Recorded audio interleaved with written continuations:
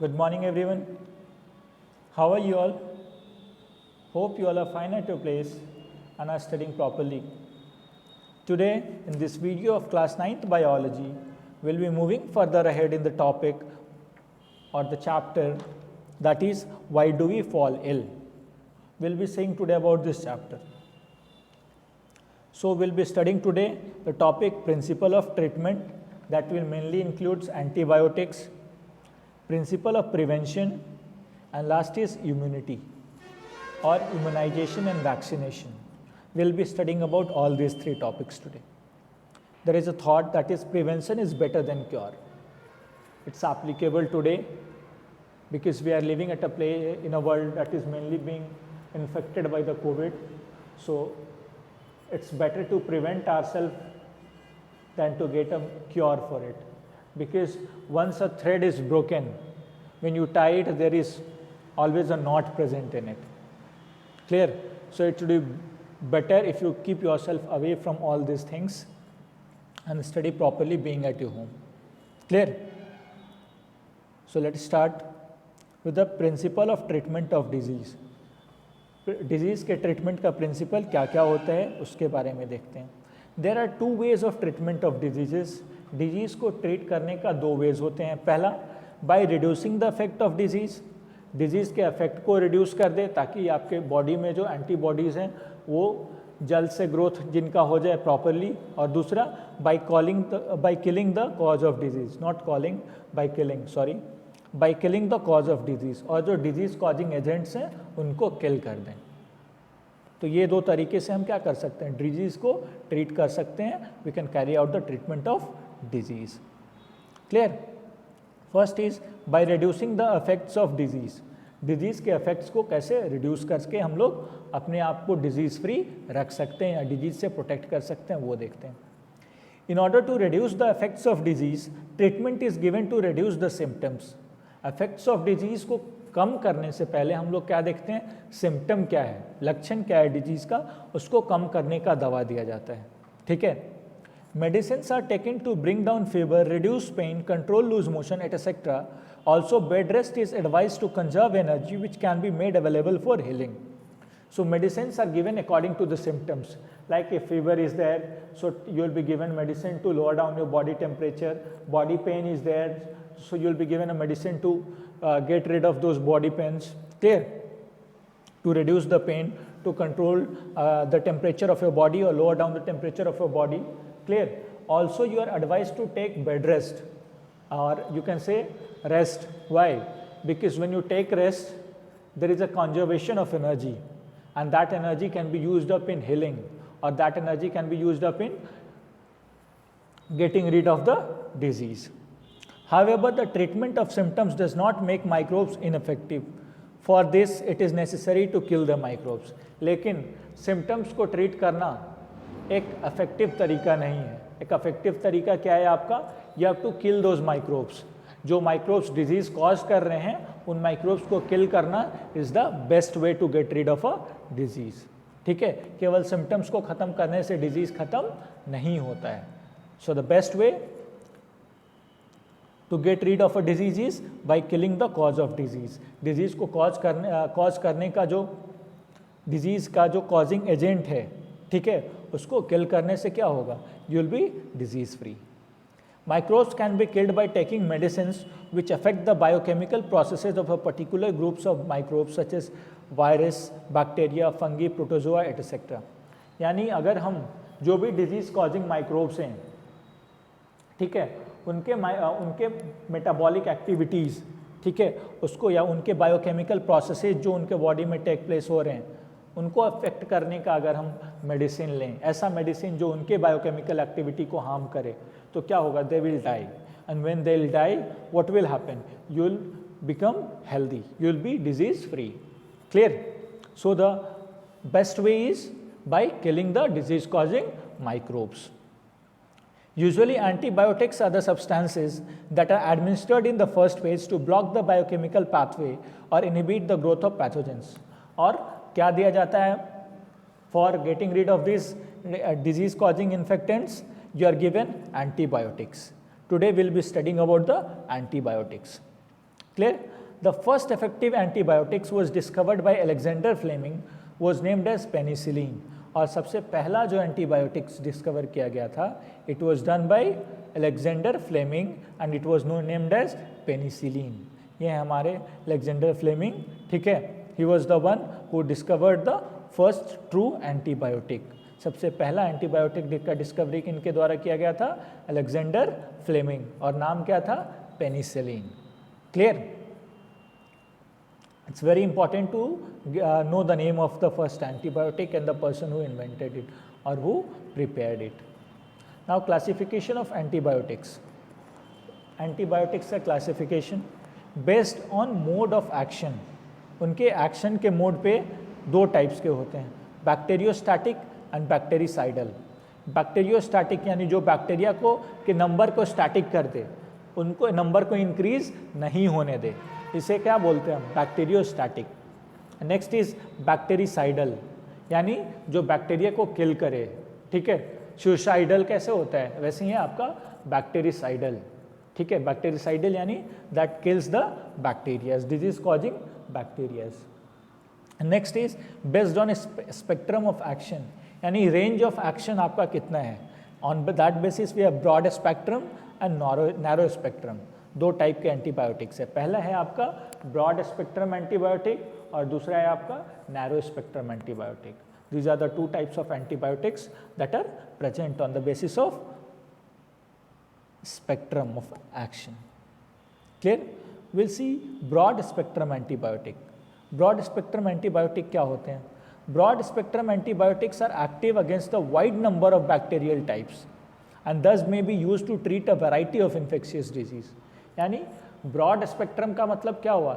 जो large number of disease पे जिनका इफेक्ट होता है.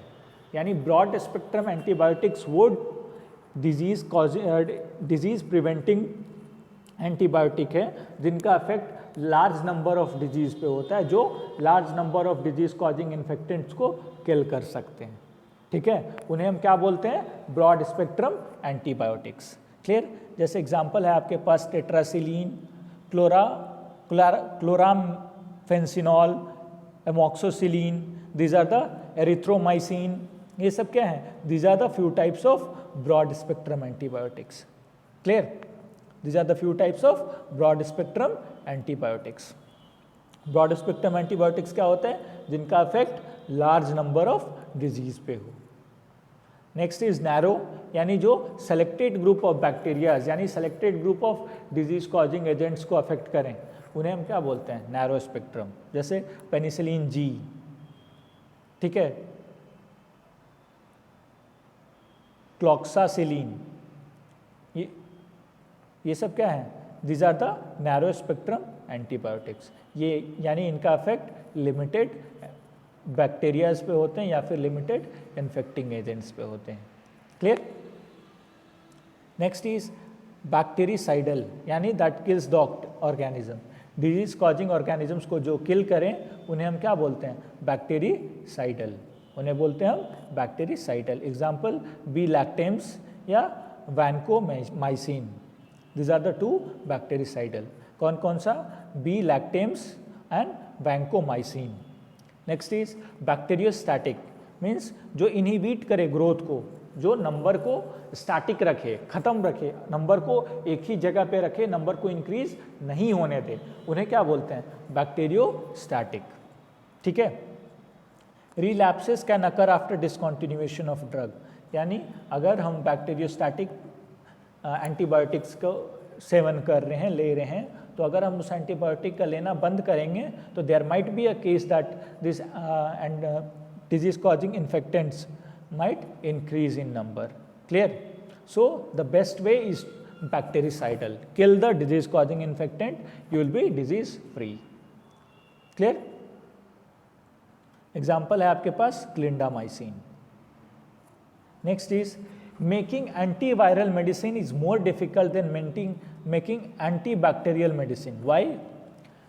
Because you know viruses are the borderline between living and non-living organism. Viruses क्या हैं? They are a sort of border line between living and non living organisms के बीच में क्या है? बॉर्डर लाइन है. मतलब जब वो लिविंग ऑर्गेनिजम्स के बॉडी के बाहर रहते हैं वो नॉन लिविंग होते हैं, लेकिन जैसे ही वो लिविंग ऑर्गेनिजम्स के बॉडी में एंटर करते हैं वो लिविंग हो जाते हैं, ठीक है। They do not have any body mechanism और biochemical mechanism of their own, ठीक है। They depend upon the biochemical mechanism of the host. जो होस्ट होता है जिसके बॉडी में वो एंटर करते हैं, उस ऑर्गेनिज्म के बायोकेमिकल मैकेनिज्म पे वो डिपेंड करने लगते हैं, ठीक है। Viruses enter our cells and use our machinery for the life processes, thus there are very little or very limited antibacterial targets, antiviral targets to aim at, ठीक है।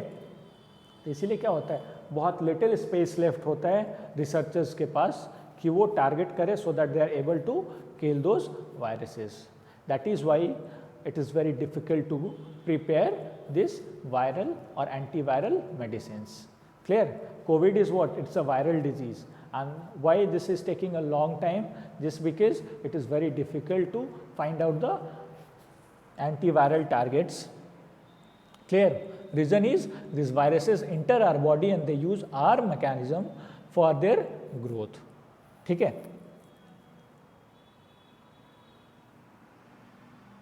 Now principle of prevention. What are the basic principle of prevention? How we can prevent diseases? It may be divided into two ways. First is general way of prevention and second is specific way of prevention. General way of prevention में क्या क्या हो सकता है आपको? To avoid airborne diseases, we should adopt living condition that is not overcrowded. अगर airborne disease spread हो रहा है, so you should isolate yourself. You should not go in those areas where that is overcrowded, where population is very high. क्यों? क्योंकि those infectants might enter your body through the air, ठीक है। Your airways or the pathway that is present, ठीक है, उसके through वो आपके body में एंटर कर सकते हैं। Next is to avoid waterborne disease we should use clean and safe drinking water. Waterborne disease को प्रिवेंट करने के लिए हमको clean and safe drinking water use करना चाहिए। वेक्टर बॉर्न डिजीज़ को प्रिवेंट करने के लिए हमें अपने इन्वायरमेंट, अगल बगल के इन्वायरमेंट को क्लीन रखना चाहिए, ठीक है, so that this disease carrying vectors do not flourish there, ताकि जो डिजीज़ कॉजिंग वेक्टर्स हैं वो वहाँ पे फ्लरिश नहीं करे, उनका नंबर वहाँ पे इंक्रीज नहीं करे। And last is functioning of human system is also dependent upon types of nourishment we receive. It will not be good if we do not get a proper nourishment and food. और ये हमारे nourishment पे भी depend करता है, हमारे food पे भी डिपेंड करता है। अगर हमारा फूड प्रॉपर नहीं है, हमारा डाइट प्रॉपर नहीं है, so in that way also we can be caught by disease, we might become a prey of disease. Clear? And this specific way includes immunization. Immunization is the term used for introducing a dead or weakened germs in the body of living organism for developing immunity or resistance against a particular disease. यानी किसी particular disease के खिलाफ body की immunity और body को better बनाने में जो हेल्प करते हैं, उस प्रोसेस को क्या बोलते हैं हम? इम्यूनाइजेशन। और ये कैसे होता है? बाय इंट्रोड्यूसिंग डेड और weekend germs.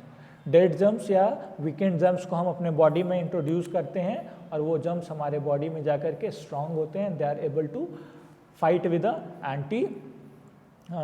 Antibodies, clear, that are entering in our body, the germs, not antibodies, the germs that are entering in our body and help us to get rid of the disease. Clear?